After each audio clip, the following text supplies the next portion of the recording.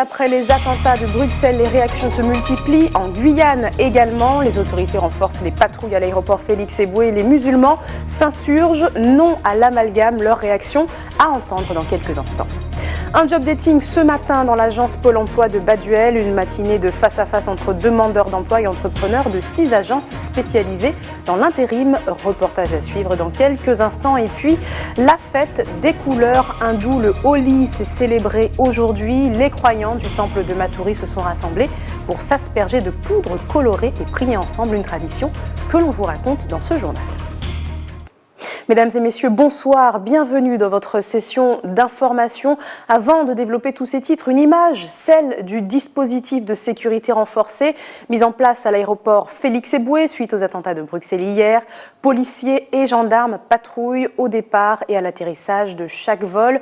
Une information transmise par la préfecture de Guyane. Et dans ce contexte, la France réagit et renforce la sécurité dans les lieux publics. On parlera plus en détail tout à l'heure dans votre journal national, mais les réactions aussi de la communauté musulmane se font entendre. Elle condamne fermement ces attaques et lutte contre un autre danger, celui de l'amalgame. L'imam Mohamed Bacharat de l'association Ahmadiyya rappelle le message de paix de sa religion au micro de Maxime de la Houplière.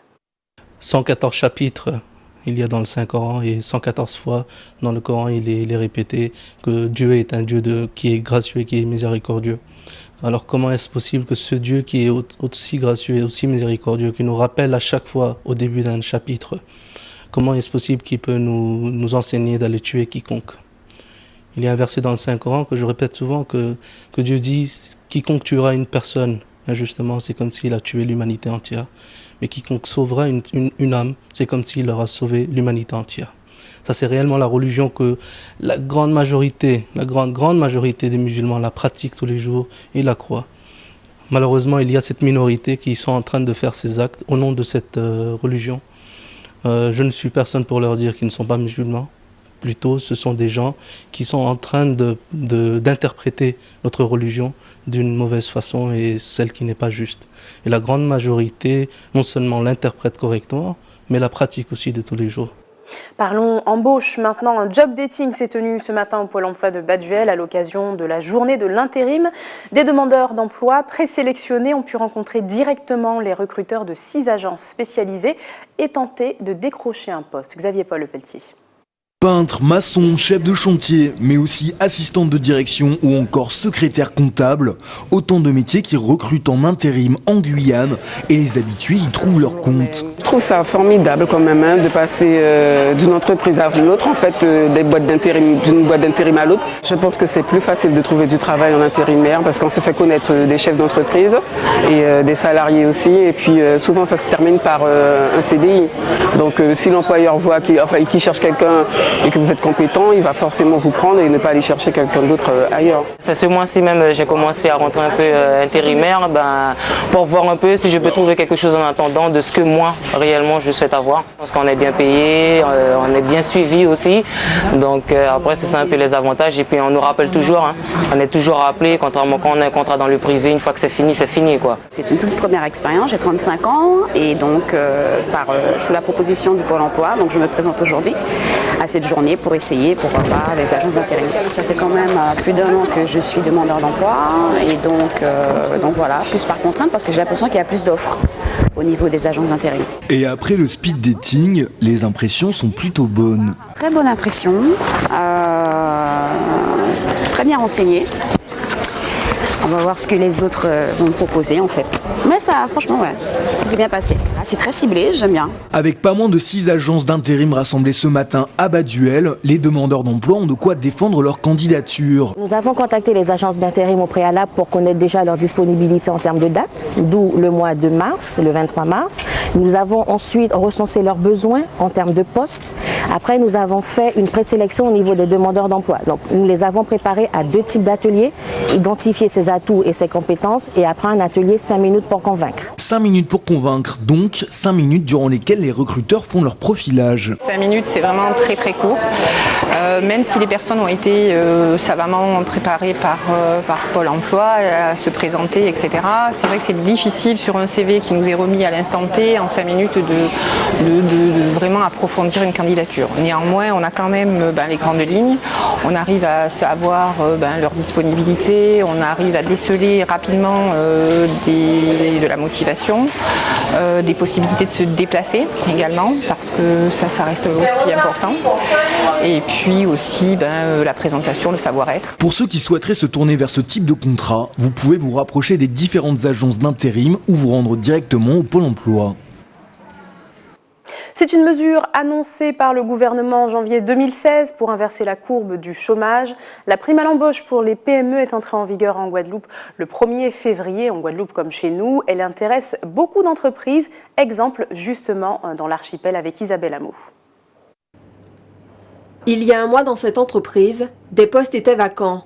4 nouvelles recrues les ont occupées. Avec le dispositif d'aide à l'embauche, cette société de 20 salariés a pu gonfler son effectif. On nous a proposé ce contrat sur des chômeurs de longue durée. C'était pour moi la seule alternative. Donc on est allé dedans tête baissée. Et aujourd'hui, je crois qu'on a embauché 4 personnes sur ce type de contrat, sur des CDD de 12 mois minimum. L'entreprise touche une aide de 2 000 € par an pendant 2 ans maximum. Néanmoins, 2 conditions s'imposent. La première, des contrats en CDI ou en CDD de plus de 6 mois. La seconde, que les salaires soient inférieurs à 1 906 € par mois. Si ce dispositif favorise l'embauche des personnes les plus touchées par le chômage, la mesure ne serait pas suffisante selon les chefs d'entreprise. C'est toujours bon de prendre ce qu'on nous offre. On va s'allier sur tout ce qui va sortir. Maintenant, je pense qu'on a besoin de mesures beaucoup plus importantes pour vraiment pour stimuler les entreprises à embaucher. Parce qu'aujourd'hui, on est quand même submergé de charges qui sont pas négligeables dans la balance à la fin du mois. Et aujourd'hui, moins de charges, je pense que ce serait la très très bonne alternative pour pouvoir embaucher. Cette prime est réservée aux entreprises de moins de 250 salariés en moyenne, soit 3 millions d'entreprises à l'échelle nationale. En Guadeloupe, entre 10 à 15 demandes d'aide à l'embauche sont déposées par jour au Pôle emploi. Certaines sociétés admettent profiter d'un effet d'aubaine. Elles demandent cette aide à l'embauche alors qu'elles avaient déjà prévu de recruter. Retour en Guyane, la FTPE fait peau neuve. Depuis son changement de gouvernance il y a 3 mois, la Fédération des très petites entreprises est passée de 60 à 322 adhérents, dont 60% de jeunes, et elle souhaite ouvrir davantage encore ses portes à plus d'entreprises. Son objectif, accompagner et soutenir un maximum de structures guyanaises dans son management, la gestion et sur les questions juridiques. Des représentants vont d'ailleurs partir à la rencontre des entreprises de Maripasoula et de Papaïcheton le 28 avril. On écoute les précisions du président au micro de Mia Pierre. Aller à la rencontre de nos adhérents. Ensuite, nous avons mis en place plusieurs conventions avec des institutions financières, des maisons d'assurance, des maisons de défiscalisation. Tout ça pour négocier un taux préférentiel pour nos adhérents de la FTPE. Aussi des partenariats avec différents commerçants, que ce soit au niveau pneumatique, pièces détachées, etc. Sachant que la FTPE aussi est un outil, je le dis souvent, doit être utilisé comme un outil, parce que nous avons nos antennes au niveau national, voire européen. C'est d'accompagner les entrepreneurs au niveau, que ce soit au niveau juridique, économique, donc les accompagner dans les demandes de financement, aussi au niveau social, puisque la FTPE, nous avons une convention signée avec le RSI, puisque c'est souvent le point sensible des entrepreneurs. Donc nous, on est là aussi pour relier aussi les doléances de nos adhérents. Restez avec nous dans quelques instants. Nous découvrirons le jeune parcours d'un moniteur guyanais d'équitation. Il enseigne depuis le début de l'année dans une écurie de Montsinéry. Son portrait à découvrir dans quelques instants. Et puis nous verrons les couleurs du Holi lors de la cérémonie qui a eu lieu au Temple hindou de Maturi cet après-midi. Jet de poudre colorée à suivre dans quelques instants. Mais d'abord, parlons du Zika et de ses conséquences. Un cas de microcéphalie lié au virus a été identifié il y a quelques jours en Martinique. À 5 mois de grossesse, cette femme a été prise rapidement en charge. Les médecins se veulent rassurants et ne souhaitent pas que les futures mamans cèdent à la panique car le phénomène reste encore plutôt rare. Céline Chalonneau. Il y a 15 jours, une patiente enceinte de 5 mois apprend lors de son échographie de contrôle que son fœtus est atteint de microcéphalie. Quelque temps avant, la future maman a contracté le virus du Zika. Sa prise en charge est rapide. Elle subit plusieurs prises de sang pour établir le lien entre la microcéphalie et le virus. On a découvert qu'au niveau donc du cerveau de ce bébé, en plus de la microcéphalie, il présente des lésions intracérébrales majeures, à savoir donc une atrophie de son cerveau et surtout ces calcifications, vous voyez, intracérébrales que vous voyez ici. Ce sont les taches blanches que l'on voit ici au niveau des noyaux gris centraux et ici au niveau du cortex.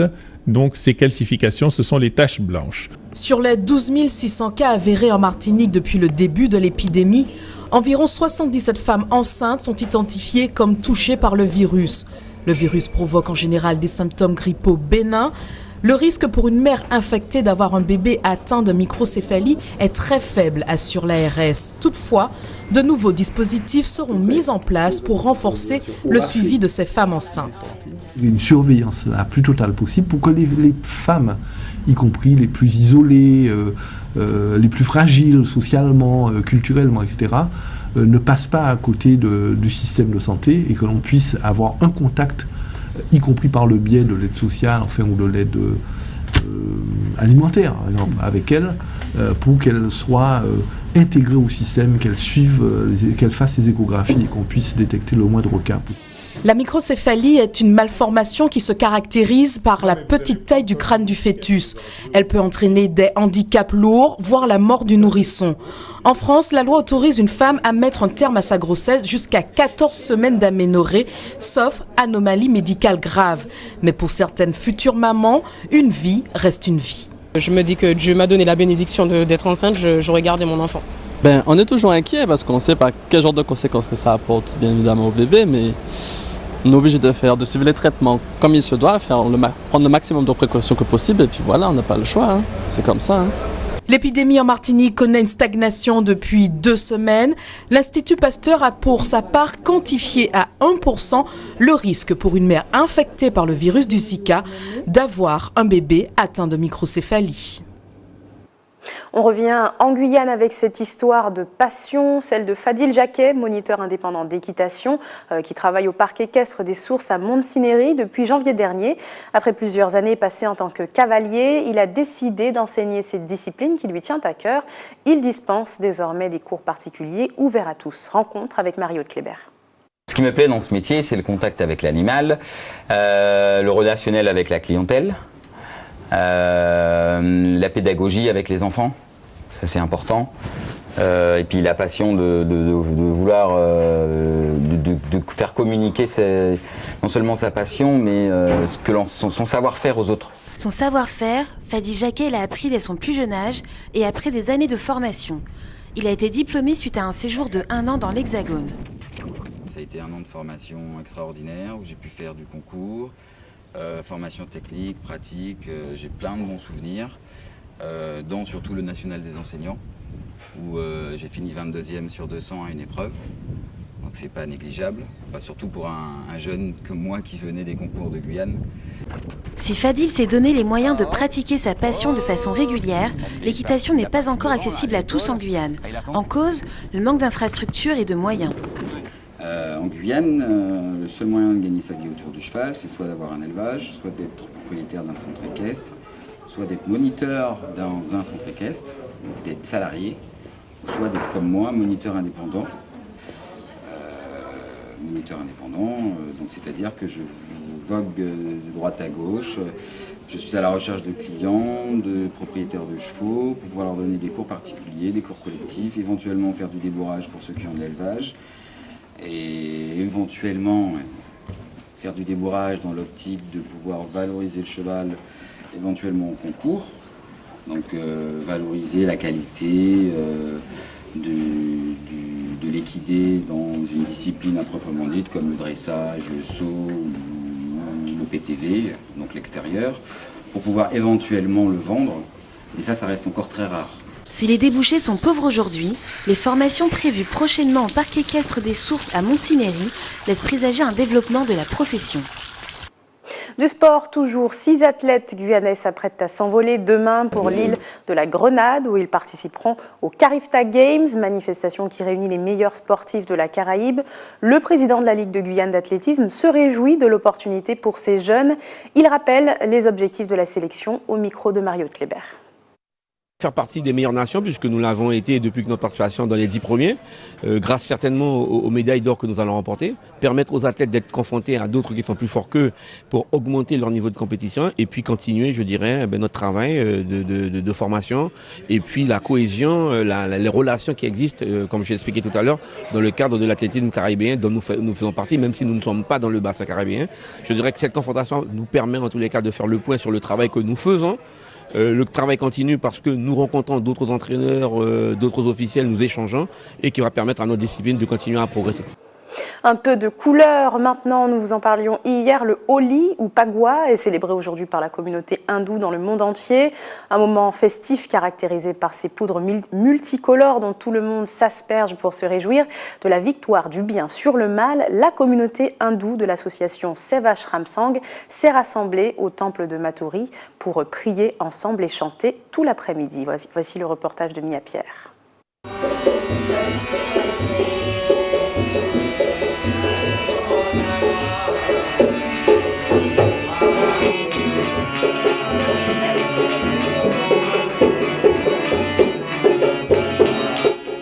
Après les prières, place aux couleurs, c'est la Holi, fête religieuse hindoue qui annonce une nouvelle saison. Les participants se lancent de l'eau et de la poudre colorée.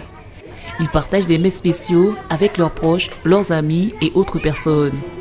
Une communion pour briser toutes les barrières sociales et établir un pont entre les différentes branches sociales et différentes communautés.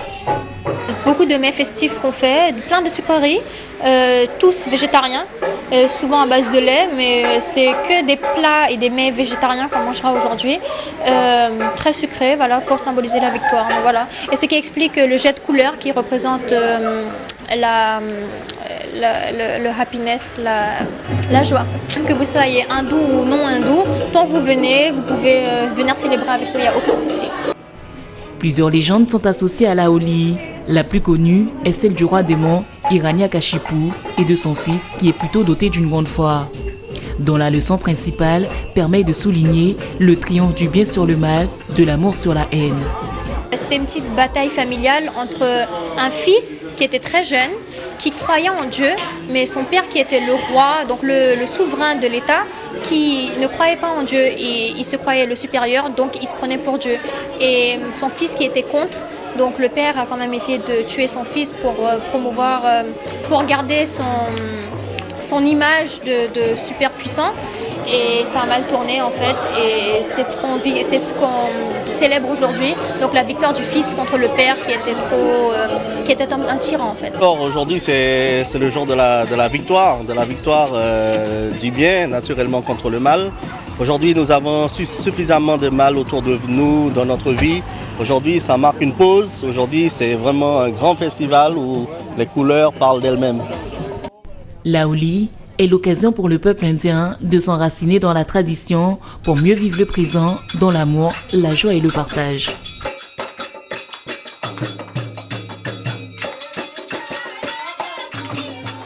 Pour finir ce journal, je rejoins maintenant notre invité David Mérour, conteur et directeur artistique de l'association Zukuyanyan. Bonsoir. Bonsoir Christine. Merci d'avoir accepté notre invitation. Aujourd'hui démarre donc la 9e édition du festival du conte Kouté Pou Tandé. Ça durera jusqu'au 3 avril. Cette fois, c'est la couleur des mots apparemment qui est mise en valeur. Alors justement, quelle est la couleur du festival ? La couleur du festival, c'est la couleur des paroles différentes de tous nos invités qui viennent d'horizons divers. Donc il y aura des contes du Japon, de Martinique, de Guadeloupe, du Togo et aussi des USA. Donc toutes ces paroles un petit peu vont se rencontrer avec aussi les conteurs de l'association Zukuyanyan, les conteurs et conteuses de Guyane, et on va vivre, j'espère et je crois, un très beau moment de partage, d'histoire, et puis aussi je pense qu'il y a des rencontres et des choses qui se font à travers les contes. Depuis 9 ans qu'on fait ça, on l'a toujours constaté. Et c'est ça qu'on attend du public, c'est qu'ils viennent nous rencontrer. Avant de revenir justement plus en détail sur les intervenants qu'on va rencontrer cette année, un petit mot peut-être en parlant de couleurs pour nos téléspectateurs, on ne s'est pas coordonné. Le hasard fait bien les choses de temps en temps, en parlant de couleurs, ça tombe bien. On porte tous les deux du rouge ce soir, donc justement 10 intervenants, 5 Guyanais qui font déjà partie de l'association Zoukouyon, en tout cas qui interviennent régulièrement, qu'on retrouve souvent, et puis 5 autres personnes qui viennent, vous le disiez, qui ont des origines en tout cas japonaises, américaines, etc. Finalement, qu'est-ce qu'ils vont nous raconter dans ce festival cette année ? En fait, ce qu'il y a, c'est que le conte, on peut mettre effectivement l'accent sur des origines diverses, et en fait, on s'aperçoit que les histoires qu'ils racontent nous parlent, alors que parfois elles viennent du Japon. Je ne suis pas allé au Japon, mais les histoires vont me parler parce que c'est le conte, c'est la force de ces récits qui touchent à l'universel et qui font que, on est assis tranquillement dans notre fauteuil, on écoute un conteur. Et puis on part avec lui au fil de sa parole pour faire ce voyage au travers de l'imaginaire et on en ressort enrichi. Et puis on a l'impression, je crois qu'on a retrouvé un lien. Parce qu'on est dans une société où la communication entre les gens devient, on va pas dire difficile, mais souvent c'est plus rapide, c'est plus haché. Et le temps du conte, c'est justement le temps de s'arrêter et d'écouter. Voilà. Et c'est quelque chose justement qui a l'air de plaire à la population guyanaise. On a d'ailleurs 2 festivals du conte chaque année. Est-ce que par hasard vous êtes coordonnés ou vous travaillez vraiment séparément ? Alors, c'est vrai que c'est toujours difficile quand quelqu'un a une manifestation, il fait des choses aussi de son côté, c'est bien normal. Donc, on connaît bien ce que fait Monsieur Rémi Aubert à Mana, et c'est un travail vraiment qu'on trouve formidable. Mais c'est vrai qu'on n'a pas l'occasion de faire des choses forcément ensemble. Et vous avez peut-être éventuellement des candidats qui viennent frapper à votre porte, qui aimeraient apprendre à compter eux aussi ou pas ?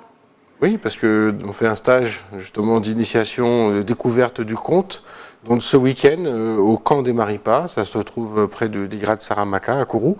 Et donc les gens qui veulent apprendre à raconter viennent à ce stage. Et Pascal Guirand, donc le conteur belge qui a des origines japonaises, va leur donner quelques trucs de manière à ce qu'ils aient envie de se lancer pour aller raconter devant un public.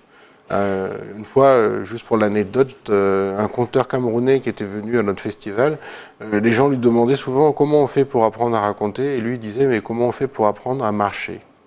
Justement, j'allais vous poser la question, quels sont les trucs pour réussir à faire un bon conte finalement ? On ne va pas dire qu'il n'y a pas de technique, mais il faut se lancer, il faut essayer. C'est d'abord ça, c'est l'envie, et ensuite, parce que conter, on peut le faire... on peut raconter une histoire à son enfant le soir avant de dormir, on peut raconter devant un public. C'est juste une question de moment, et pour moi, un bon conteur, définitivement, c'est celui qui sait trouver le bon moment pour raconter la bonne histoire. Alors, est-ce le bon moment maintenant ? On aimerait bien vous entendre conter une bonne histoire. Oui, alors ça peut, parce que quand on a un peu l'habitude, on peut provoquer aussi le moment. Et alors puis, on vous écoute. Là, on va imaginer qu'on est tranquillement au coin du feu et la veillée, et puis on va partir, parce que j'ai parlé des voyages. Alors c'est une histoire qui nous vient d'Afrique, et à la limite on peut dire que toutes les histoires viennent d'Afrique, parce que tous les hommes viennent d'Afrique. Donc ça racontait... en tout cas dans le désert de Mauritanie, et on parle là-bas du roi Salomon qui était une figure dans tout le monde chrétien et au-delà, et le roi Salomon marchait dans le désert quand tout d'un coup il aperçoit par terre une toute petite fourmi qui était en train de prendre un grain de sable d'une immense dune, et elle prend le grain de sable et elle va le poser derrière sur une dune un peu plus petite, et elle continue. Et au bout de quelques va-et-vient, le roi Salomon, qui avait le pouvoir de parler aux animaux, demande à la fourmi « Qu'est-ce que tu fais ?» Et la fourmi lui dit « C'est très simple. Derrière cette immense dune, il y a la personne que j'aime.